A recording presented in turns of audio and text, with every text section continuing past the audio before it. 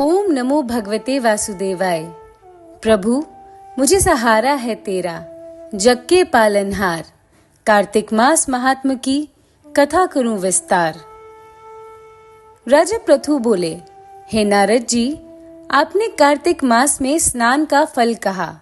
अब अन्य मासों में विधि पूर्वक स्नान की विधि, नियम और उद्यापन की विधि भी बताइए। देवर्षि नारद ने कहा, हे राजन, आप भगवान विष्णु के अंश से उत्पन्न हुए हैं, अतः यह बात आपको ज्ञात ही है। फिर भी आपको यथाचित विधान बतलाता हूँ। अश्विन माह में शुक्ल पक्ष की एकादशी से कार्तिक के व्रत करने चाहिए।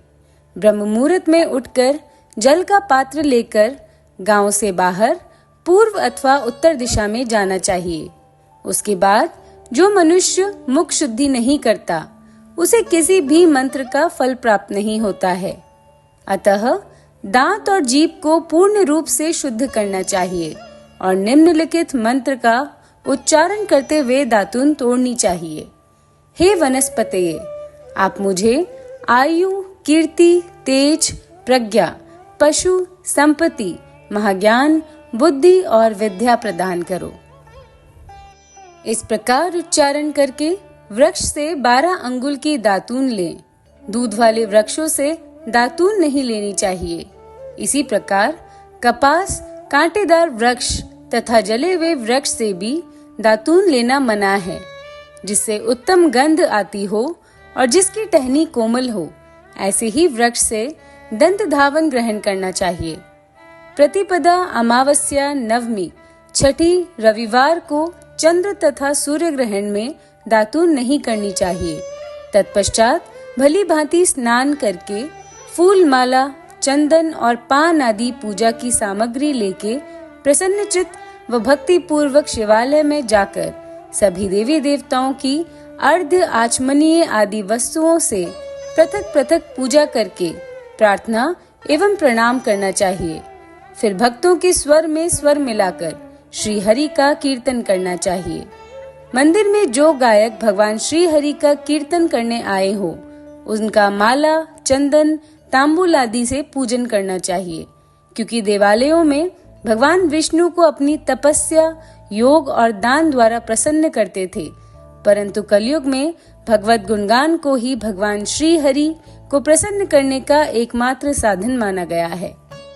नारद जी राजा पृथु से बोले, हे राजन, एक बार मैंने भगवान से पूछा कि हे प्रभु, आप सबसे अधिक कहाँ निवास करते हैं?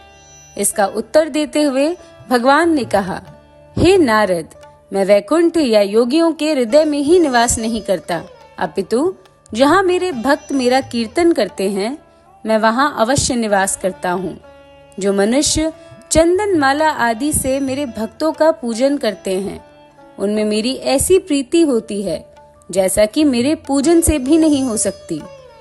नारद जी ने फिर कहा, शिरीष, धतूरा, गिरजा, चमेली, केसर, कंदार और कटहल के फूलों व चावलों से भगवान विष्णु की पूजा नहीं करनी चाहिए।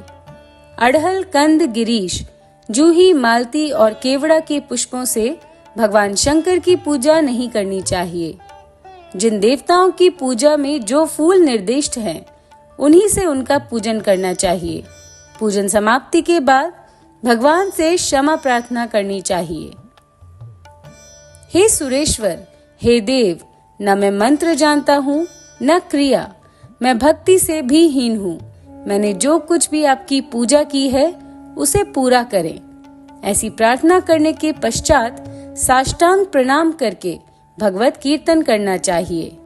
श्री हरि की कथा सुननी चाहिए और प्रसाद ग्रहण करना चाहिए।